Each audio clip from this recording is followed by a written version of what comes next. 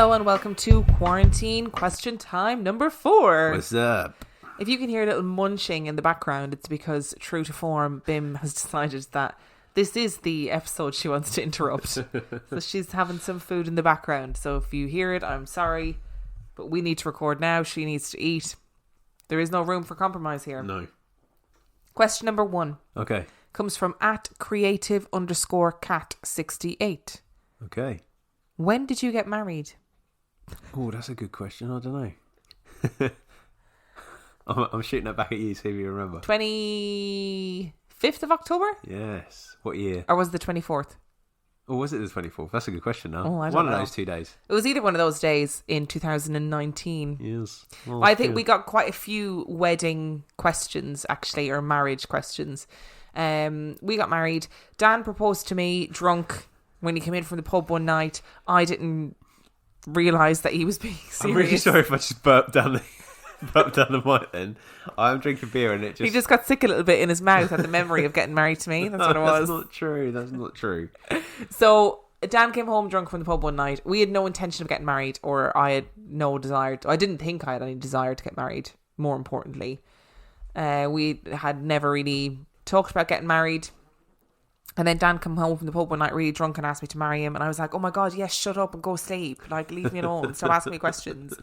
And then the next morning, I was like, oh, I feel like he might have been serious. And I just shot him down because he was tipsy.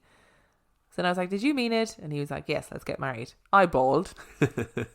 As someone who said, I'm not really bothered about the institution of marriage. It's a social norm that I just don't really desire to be a part of. And then we decided to just go away, the two of us, and get married. We did. And that was what we did. We went to a registry office in Brighton, grabbed 2 randoms from a cafe called Emma and Dave. Emma and Dave, if you're listening, thanks very much. Can't remember your last name. Appreciate it. I think it was Smith, actually. I feel like I might have been. Yeah. Thank you for being our witnesses. Yeah. And then we drank loads of cocktails and ate some food. Yes, and that was it. And that was it. When we went to the aquarium in the following morning. Yeah, which was very exciting for me. I love an very aquarium. exciting. So that was our wedding. It was. And people did ask why we decided to do it that way.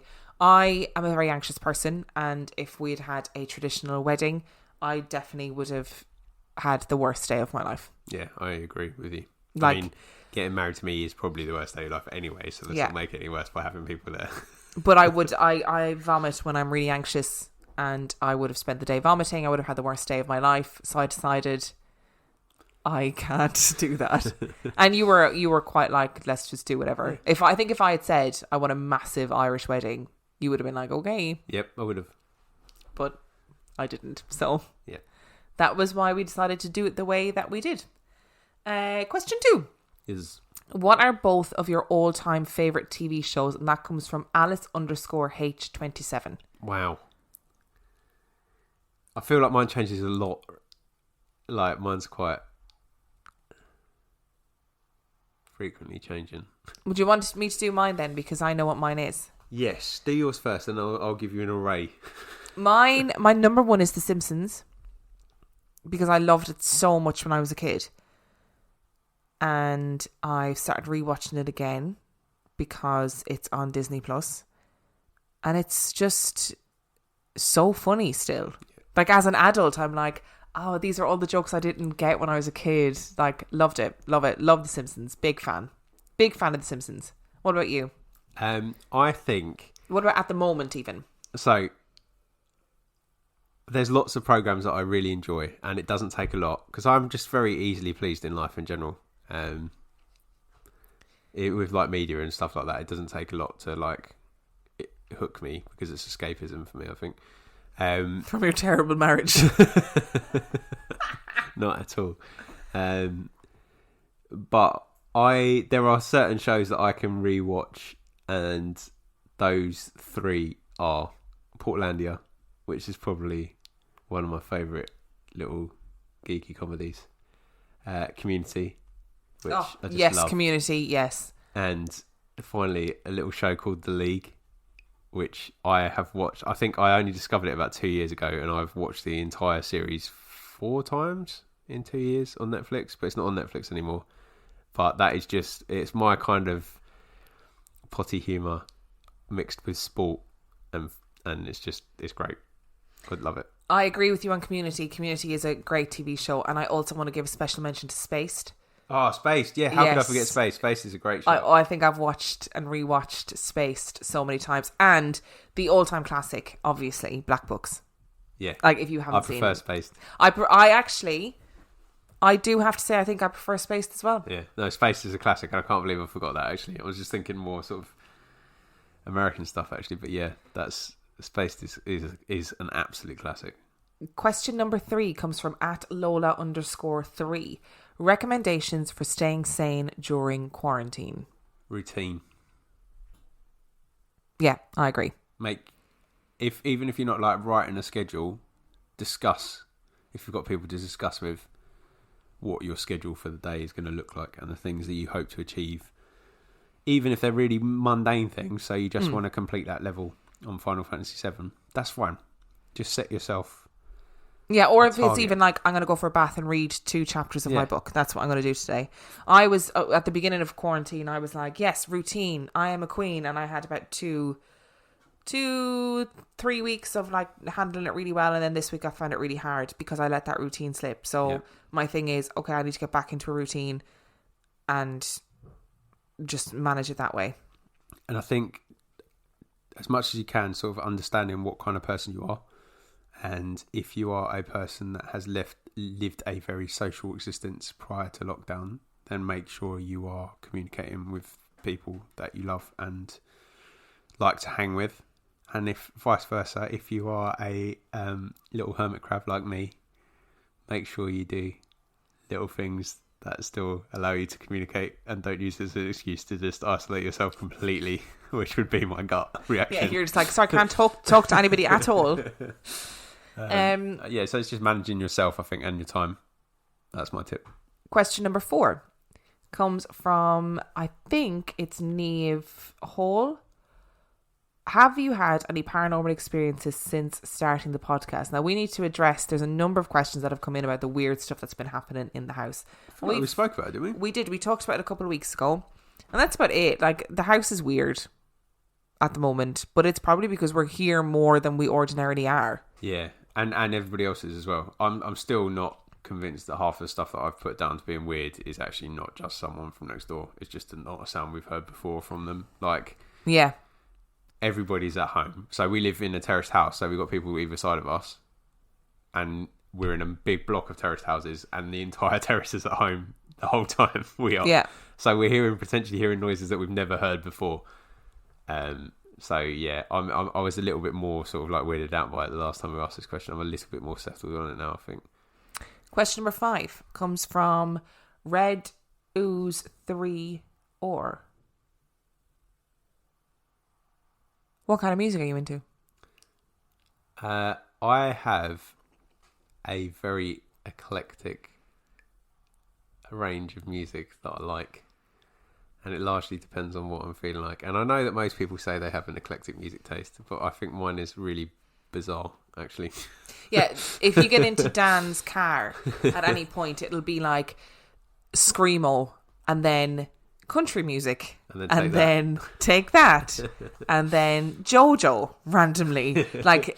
And you know, Beyonce gets a good listen in the car as well. Or it can be like emo music from the early 2000s. It's literally everything except musicals. Yeah, and I'm not a massive classical music fan, but it's probably just because I haven't really given it a lot of time. I'm sure if I found something that I like, then I'd be into it. I think probably for me, like I grew up as a sort of pop punk head, really. So that would be the genre that I always go back to. So it's things like Newfound Glory and stuff like that, and more modern stuff like Neck Deep. But then I like Rancid and I like Bad Religion, but I do really like Beyonce, like really like Beyonce. So Lemonade, I think, is one of the greatest albums of the last few years. Love Lemonade as an album. I do like Take That. I love Florida Georgia Line. I like Johnny Cash. I like Bruce Springsteen. So yeah, Garth Brooks. It's just a wide range of music. And I think like when I was younger, I think my taste was the same. But I think I felt like I couldn't like certain things, whereas now I'm just like, if I like it, I like it. Don't care what anybody else thinks. Love Beyonce. Love that JoJo song. Yeah, you do.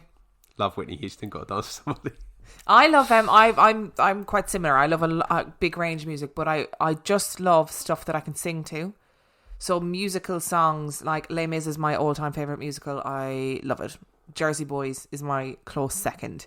So give me a musical soundtrack and I will be happy. Question 6. Favorite food as a kid, from Megan has 88. So my favourite dish is what I later found out an adult was my mum putting together the stuff she had left, which was known as Frankfurter pasta, which is just pasta, tomato soup, Frankfurters and cheese, and then if there are any vegetables they go in it as well, and that's all it is. Like, it's basic, but man, is it good comfort food. I could eat a whole tray of that easy. But then that's such a kid thing, isn't it? Where it's like your mum is inventing dinners because of lack of finances and not wanting to waste anything, and you're like, yes. Yeah. So that's hands down my favourite food as a kid. We used to have something like we did when we got a bit older and a bit more settled financially. My mum and dad used to do something called Saturday specials, where we basically just got to choose what junk food we had on Saturday. We're not like takeaway, but from the supermarket. So like I'd have a pizza and someone else would have like salmon fried chicken or something like that, and that was a treat. But Frankfurter pasta, any time that was on the menu, I'm there. Well, when I was a kid, I used to love two things. I used to love my mum's bacon and cabbage dinner, which is a very Irish thing. It's gammon and cabbage and like potatoes and gravy or white sauce or whatever. I used to love it. That was my favourite dinner. And I used to love when I would go to my nana's and I'd have dinner at my nana's, because my nana lived on butter and salt.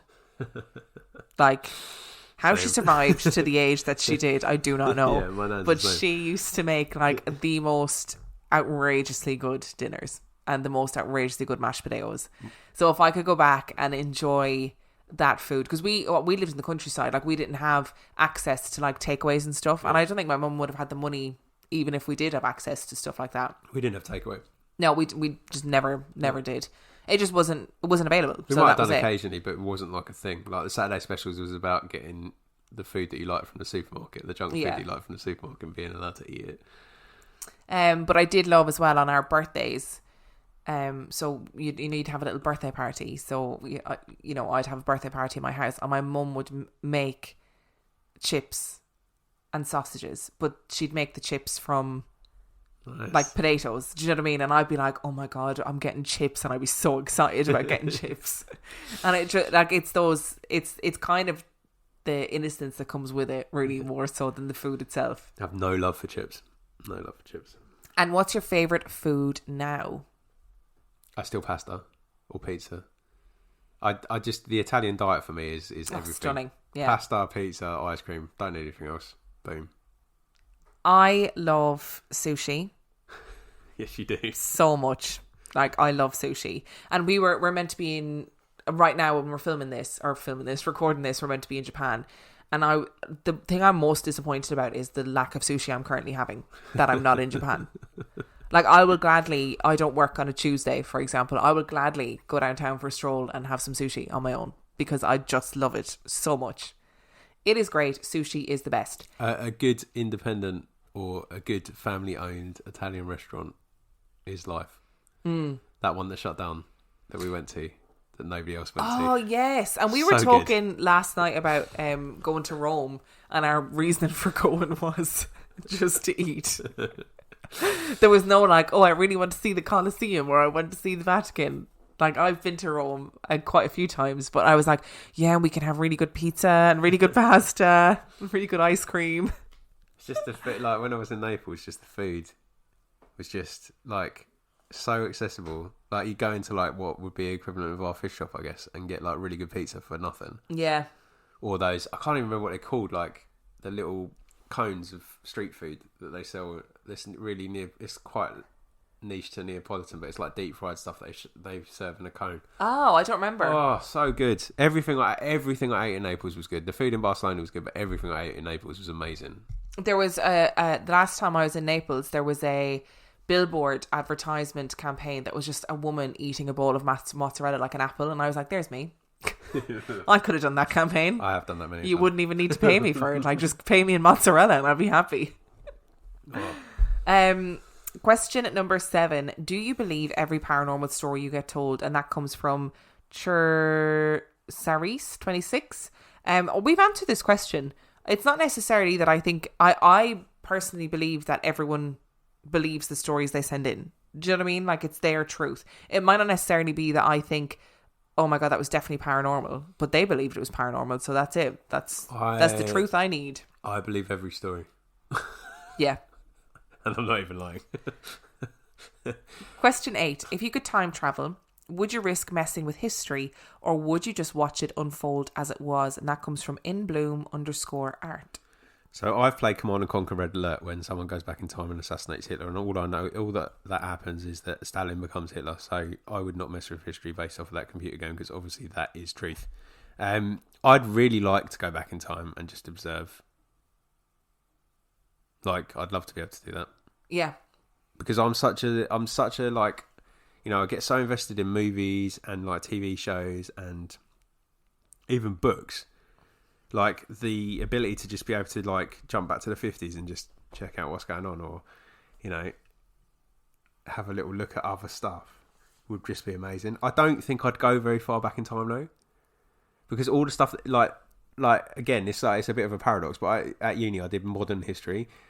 And so all the stuff that interests me is sort of like World War II, post World War II, like World War II and post World War II. That's the stuff I'm interested in. So I don't think I'd even go that far back in history. Obviously, it is far back because, you know, 20 years ago was a millennium. But I wouldn't even go that far back. But there's so much stuff I'd want to see. Like, I'd love to go to Woodstock and just watch, just see what Woodstock was like. I'd love to go to, you know, I'd love to see some of the civil rights marches. I'd love to see. I'd love to see what London was like in the swinging 60s, you know, all that kind of thing. Like, I'd love to but I wouldn't really want to interact, because I'd be too paranoid about doing something. But I'd love to just have the ability to just be able to be a spirit. See, I couldn't be trusted with that ability to go back in time. No. So I'm going to have to opt out of this one, because I'd go back in time and fuck everything up. I'd be like, oh, I'm going to go back in time and I'm not going to interfere. I'd fall over and cause some sort of disaster, because I'm the clumsiest person alive. Dan is laughing because I just fall over all of the time. And I definitely would inadvertently cause something. Or I'd forget I was in the past. Somebody would say something I didn't like, and I'd be like, sorry, you can't speak to her like that? Yep. And then I'd be like, uh-oh. Or you'd forget how to get back. That too, yeah, and I'd be stuck in the past. Question number 9. Does Tiny Bims know that she is the sovereign queen of all of our hearts? And that comes from @trash_dweller. I don't know if she knows that far in terms of the sphere, but she definitely knows that she is in charge in this house. We have found that out over the last couple of days. 100% she knows. She is just playing a game with us her entire existence. But I'm alright with that, because I feel like her existence prior to us was not great. So if she's living her best life right now, I'm good with it. And question 10. If you could be a ghost, what kind of ghost would you be? @Cambry Smith. I'd be the worst kind of ghost. Not in terms of evil, but just pathetic. I kind of want to be like a wailing Victorian woman with a veil on. That's what I'm into. I want to be the first reported ghost in a shell suit. I know I don't currently own one, but potentially if I know I'm going to die, I might go and purchase one and just die in it. Okay, fair. Just so I can be that shell suit ghost. I feel like somebody sent us in a story, not particularly about a shell suit ghost, but about a ghost in modern dress. Yeah, we had one quite recently. Oh, did we? Yeah, we did. But I'd want to be like a wailing Victorian ghost. I'm just kind of into it. Like, it's a vibe. I'd want to be that ghost that everybody thinks is a real person and then just disappears. That would be so cool. Like the milkman in Canterbury. Yeah. It's not real. It is real. I'm going to have to take a photo of him next time we're allowed out. We will be answering 10 more quarantine questions next week. And see you next week. See ya.